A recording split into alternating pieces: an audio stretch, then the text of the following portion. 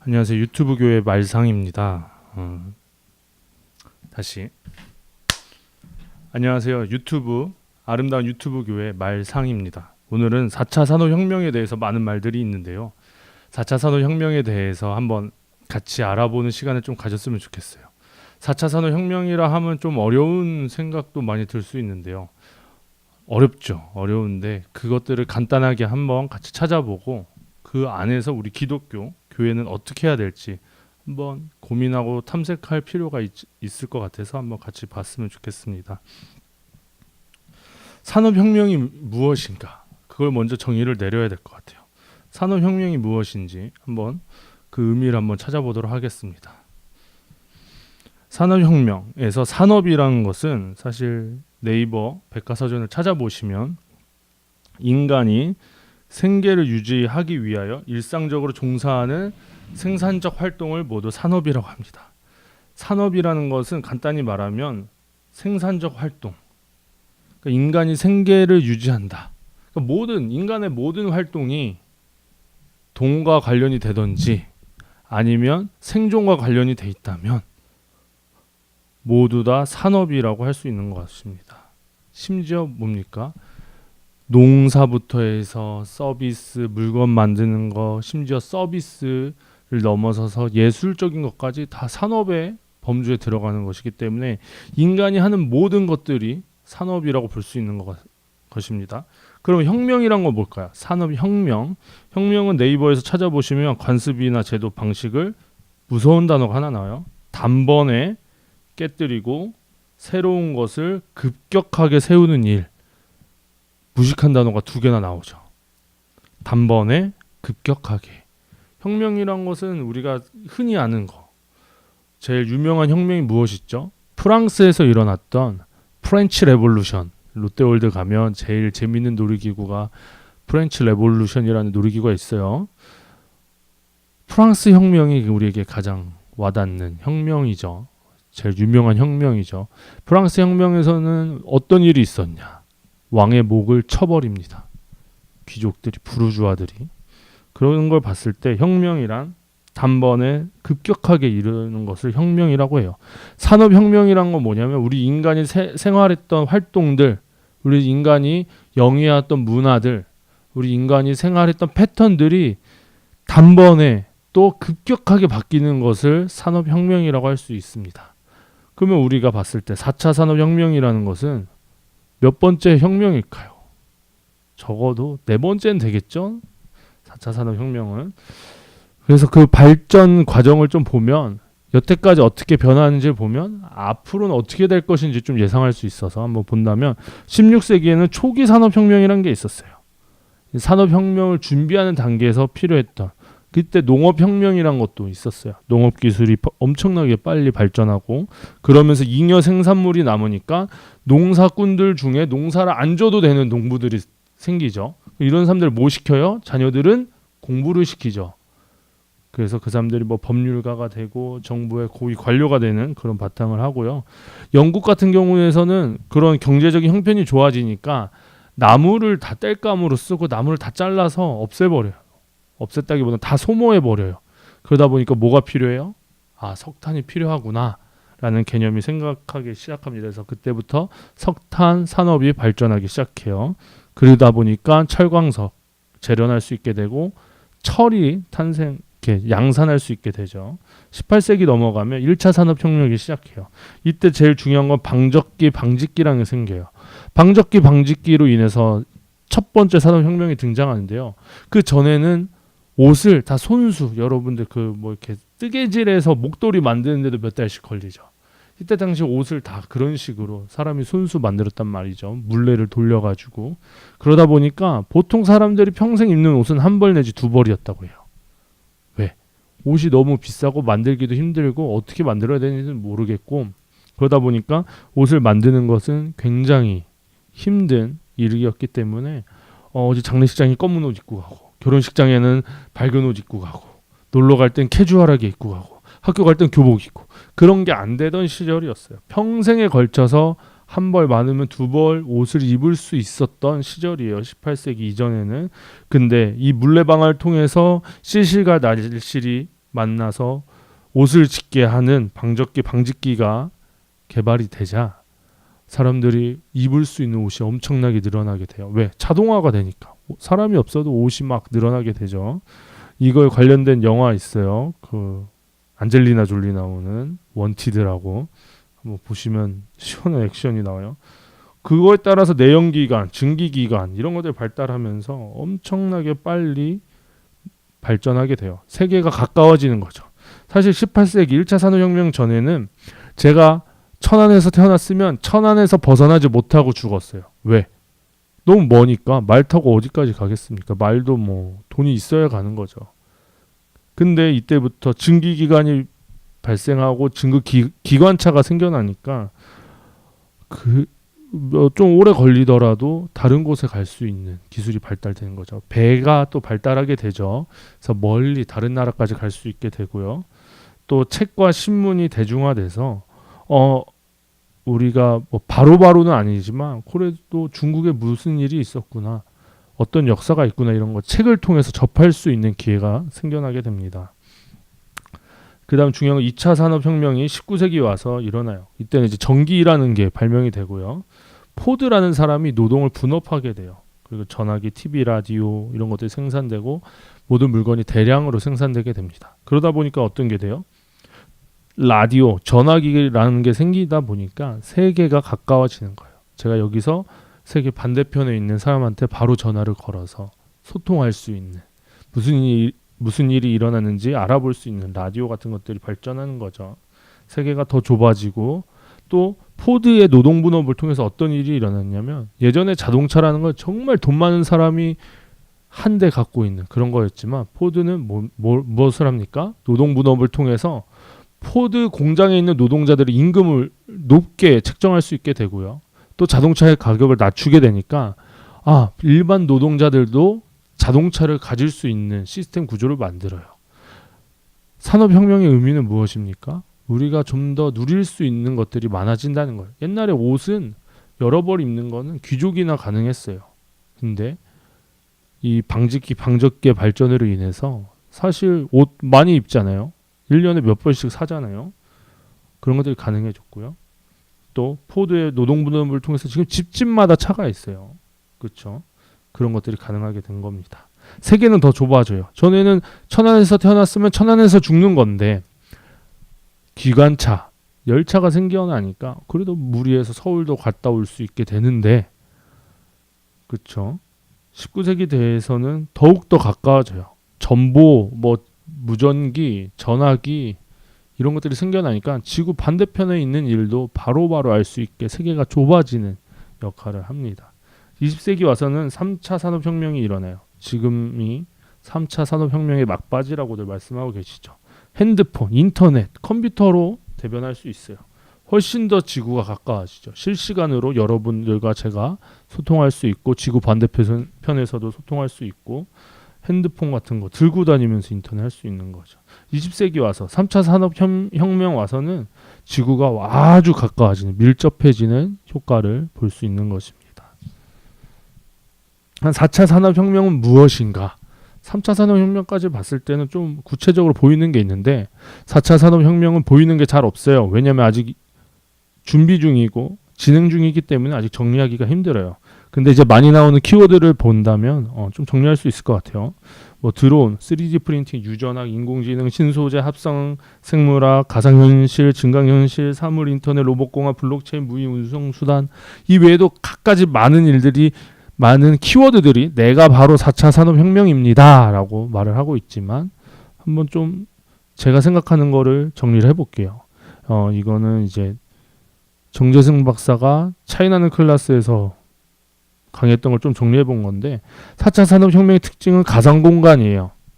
전에는 아톰은 뭐예요? 원자죠. 그쵸? 물리세계를 뜻해요. 전에는 이 물리세계에서 모든 것이 일어났어요. 생산도 일어나고요. 만남도 일어나고요. 이 물리세계에서 모든 것이 일어났다면 4차 산업혁명 이후에는 비트 공간, 가상 공간에서의 모든 것들이 일어나게 돼요. 예시를 보자면 예전에는 물리 공간에서 모든 걸 했어야 됐어요. 자동차를 타고 어딜 가더라도 지도를 보고 찾아갔어요. 옛날엔 지도 잘 보는 사람이 섹시한 사람이라는 얘기도 있었다고 해요. 하지만 비트 공간으로 넘어와서는 3차 산업 이후에서는 내비게이션을 활용하게 되죠. 저도 내비게이션 없이는 아무 데도 못 가요.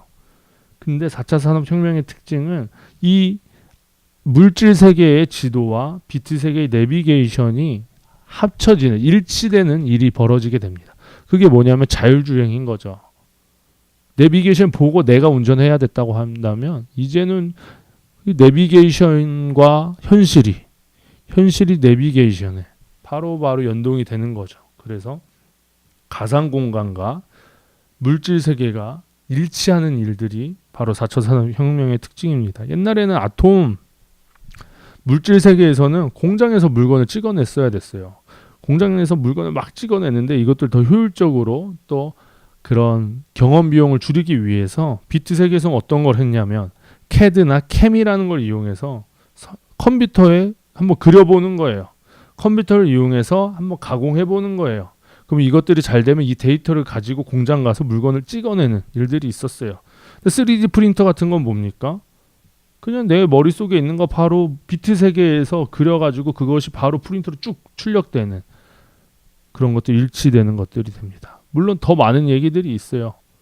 뭐 사람의 뇌공학을 이용해서 프로그램을 한다든지 이런 것들 뭐 많이 있는데 여러분들 이것들을 통해서 어마어마하게 많은 것들이 벌어지고 있습니다. 가상 공간이라는 것을 통해서 우리가 생각할 것들이 있다고 생각합니다. 다음 표는 보시면 브랜드 가치를 이제 따진 건데요. 2016년에 보시면 브랜드 가치는 애플이었어요. 근데 2017년 와서는 브랜드 가치 1위는 구글이에요. 애플과 구글은 각각 무엇을 대변하냐면 애플은 제조업을 뜻해요. 애플은 대표적인 제품은 뭐 팔죠? 스마트폰을 팔죠. 아이폰을 팔아요. 맥북 뭐 여러 가지 제조업의 대표 주자가 바로 애플이에요. 근데 2017년부터는 구글이 선두주자가 됩니다. 구글은 뭘 팔죠? 여러분들 아는 거 있습니까? 뭐 구글이 뭐 핸드폰 만든다고 하지만 결국 다른 회사에서 만들도록 해주는 거고요. 뭐 안경 만들었다고 하지만 구글 글래스 본 사람도 없어요. 잘 안 팔렸죠. 구글이 왜 이렇게 이미지 브랜드 가치가 1위가 될 수 있었냐면 구글은 그 인터넷 검색, 유튜브 이런 것들 가상현실에서 있는 것들을 통해서 1위를 된 거라고 합니다. 2016년부터 2017년에서는 어떤 해냐면 실제 물질 세계만큼 비트 세계, 가상 세계가 늘어나는 50대 50이 되는 기준을 2016, 2017년으로 봅니다. 2016년도까지는 현실 세계에 있는 제조업체들이 1위하고 훨씬 더 큰 비율을 가지고 한다면 지금은 어떻게 됩니까? 아톰 세계와 비트 세계가 50대 50이 되는 그런 것들을 우리가 이제는 느껴야 된다고 하는 겁니다. 그래서 보시면 2017년에 1위 구글이 했고요. 아마존, 뭐 마이크로소프트, 우리의 자랑스러운 삼성그룹은 제조업의 대표 주자죠. 보시면 절반이 실체가 없는 회사들이에요. 페이스북. 사실 뭐 어디 있습니까? 인터넷에 있겠죠. 가상현실에. 그래서 기성의 제조업들이 많이 줄고 가상현실이 늘어나서 50대 50이 하프앤하프가 된 것이 17년도라고 보시면 될 것 같습니다. 가상현실 무시할 것이 아니고 이것들을 우리가 의식을 해야 돼요. 또 그래서 우리가 교회에서는 이것들을 어떻게 대비해야 하나라고 생각을 해요. 저는 이제 학생들을 많이 만나는데 요새 뭐 고등학생이 기독교인이 줄어서 미전도 종족이다라는 말도 하고요. 대학생도 너무 믿는 사람들이 적어서 그 사람들 미전도 종족이다라는 말들 많이 하는데요. 이 사람들 어디 갔냐면 다 유튜브 갔어요. 다 페이스북, 인스타그램 갔어요. 항상 그거 붙잡고 살더라고요. 우리가 이제 교회가 이제 유튜브도 해야 되고 유튜브를 통해서 소통도 해야 되고 가상현실로 들어가야 돼요. 왜냐하면 그들이 우리 전도 대상자들이 사역의 대상자들이 그 곳으로 가버렸기 때문에 우리 여기 교회 건물 예배당에 앉아서 아무리 백날 기다려봐야 오지 않아요. 우리가 그들을 찾아서 그 안으로 들어가야 된다고 생각합니다.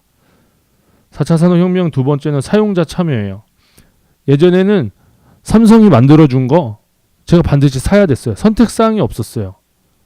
애플이 아이폰 만들면 뭐 고를 게 없어요. 그냥 그거 사야 돼요. 왜? 고를 게 없었으니까. 근데 4차 산업혁명의 특징은 뭐냐면 소비자가 직접 제작에 참여할 수 있어요. 우버는 뭐죠? 택시죠. 요새 뭐 카카오 카풀 때문에 말이 많은데요. 우버 택시는 뭐냐면 내가 오늘 차가 비어? 내가 오늘 차를 운행 안 해. 나 시간도 비어. 그럼 내가 오늘 하루 택시 하지 뭐 하면서 내 차를 공유하는 개념이에요. 내가 직접 생산에 참여하는 겁니다. 에어비앤비 들어보셨어요? 외국에서 내 집이 하루 비어. 그럼 우리 집 와서 하루 쉬고 가세요. 그럼 내가 투숙객이 될 때도 있지만 내가 임대업을 할 수 있는 그런 일들이 일어난 거죠. 유튜브를 통해서 예전에 방송국이 보여주고 싶은 것만 볼 수 있었어요. 채널이 3개인 시절이 있었죠. KBS, MBC, 뭐 EBS, 뭐 서울 방송은 서울만 나왔죠 또. 근데 유튜브를 통해서 채널이 막 몇만 가지예요. 심지어 내가 보고 싶은 것만 골라볼 수 있어요. 또 내가 보고 싶은 게 없으면 내가 만들어서 방송국을 차릴 수도 있어요.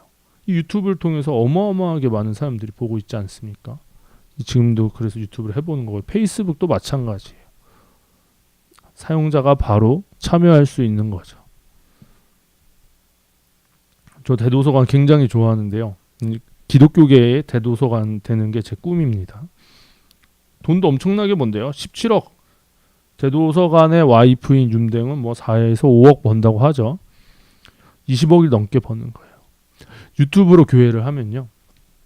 사실 장소가 필요 없어요. 사실 건축 문제 많이 나오잖아요.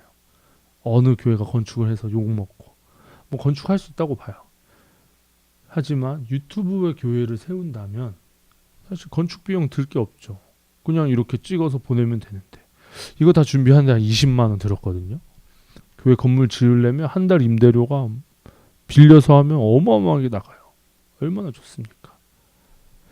여러분들 헌금 안 하셔도 좋아요. 여러분들 헌금 구독하기와 좋아요 눌러주시는 걸로 해결이 되는 거예요. 그 돈으로 해외 선교나 미자립교회 전도 대상자들한테 쓸 수 있다는 거예요. 저는 이제 직장을 다니니까 짬내서 이런 거 찍고 그런 수익으로 교회에 사용할 수 있는 거죠.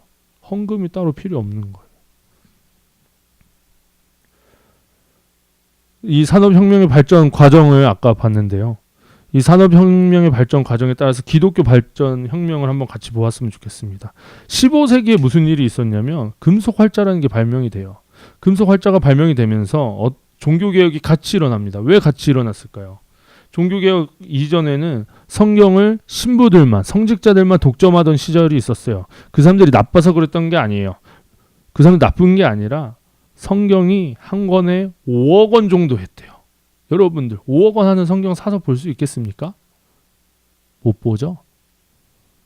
그러니까 돈 있는 사람들의 자녀들이 성직자가 했고 그 성경책을 사서 받고 이때는 다 손으로 써서 성경을 써야 되다 보니까 제일 뽀대나는 언어로 성경을 썼겠죠. 그게 라틴어 아니겠습니까?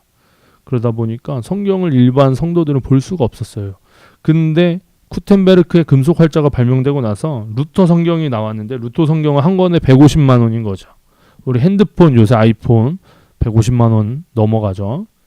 핸드폰 가격보다 조금 비싼 정도?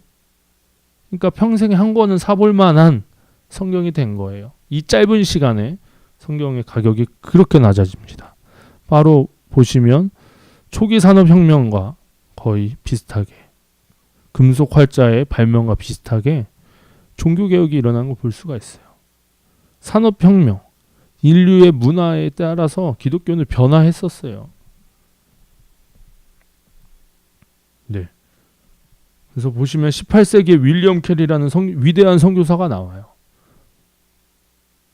그 뭐죠? 위대한 것을 기대하고 뭐 하나님을 위해서 위대한 걸 시도해라 이런. 그래서 이 사람은 인도의 선교사로 가요. 인도의 해안선 선교 시대를 여는 사람이에요. 이게 어떤 의미가 있냐면 세계가 좁아졌다는 거예요. 사실 이 윌리엄 캐리 전에는 기독교는 선교에 신경 쓰지 못했어요. 특히 개신교는 선교에 신경 하나도 못 썼어요. 근데 이 사람이 18세기에 선교를 할 수 있었던 거는 이 사람의 개인적인 믿음과 신앙뿐만 아니라 기술적인 지원이 있었던 거예요. 항해술이 발전하고 그런 문자나 활자술, 통신할 수 있는 것들이 생겼기 때문에 갈 수 있었던 거예요. 19세기 와서는 허드슨 테일러가 이제 해안선뿐만 아니라 내지 대륙 안쪽에도 들어가서 선교하겠다라고 해요. 허드슨 테일러는 그래서 중국 내지 선교회를 만들어요. CIM. 이 사람도 신앙이 엄청 투철했기 때문에 들어갈 수 있었겠지만 이 사람 때는 뭐 전보라든지 그런 기술들이 발전을 했어요. 이 사람 혼자만의 힘으로 가는 것이 아니라 산업혁명, 과학기술을 사용하신다고요, 하나님이. 근데 지금 교회는 사실 2000년 전 그대로 머물러져 있는 것 같아요.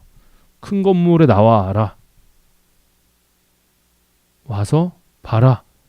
수직적인 관계로 일방적으로 전해지는 그런 것들이 있죠. 뭐 넘어갑시다. 그래서 사실 지금 스마트폰으로 다 성경 보시죠. 제가 이제 그런 선교에 관심이 많아서 뭐 베트남 학생들을 만나는데 예전에 한국에서 베트남 성경 살려면 한 2만 원 정도 해요. 근데 지금은 사실 성경책 안 사줘요. 베트남 학생들 핸드폰 잠깐 달라 그래서 거기다가 베트남어로 된 성경책 어플을 깔아줍니다. 그게 이 친구들도 훨씬 자주 보고요. 훨씬 접하기도 쉽고요. 돈도 싸게 먹혀요. 베트남은 또 기독교 박해 국가라서 성경 마음대로 들고 다니기 힘든데 거기서 바로 어플만 다운받아도 볼 수 있는 거죠. 사실 교회에서 핸드폰으로 성경 보면 좀 눈치 보이잖아요. 하지만 이것들을 하나님께서 이용하신다는 거예요. 옛날에는 성경 만들어서 이걸 배포하기 위해서 배 타고 가가지고 몰래 뿌리기도 하고 막 이랬다고 합니다. 이 성경책을 지키는데 목숨 걸었다고요. 근데 스마트폰 없는 나라가 이제 어디 있겠습니까? 어플 하나만 개발해서 올려도 성경에 번역돼서 번역본으로 볼 수 있는 거죠. 네, 이런 방송들이 교회도 이제 새로운 패러다임으로 가야 돼요. 물론 교회 건물 중요합니다. 목사님도 중요하고요. 그런 교회들의 기성적인 교회가 반드시 중요합니다. 반드시 필요합니다. 하지만 그것들을 보완할 수 있는 것이 바로 4차 산업혁명이라고 생각을 하는 거예요. 사실 저는 이제 제가 가르친 학생들 중에서 공장에 취업한 학생들이 많아요. 2교대, 3교대 일을 하는데요.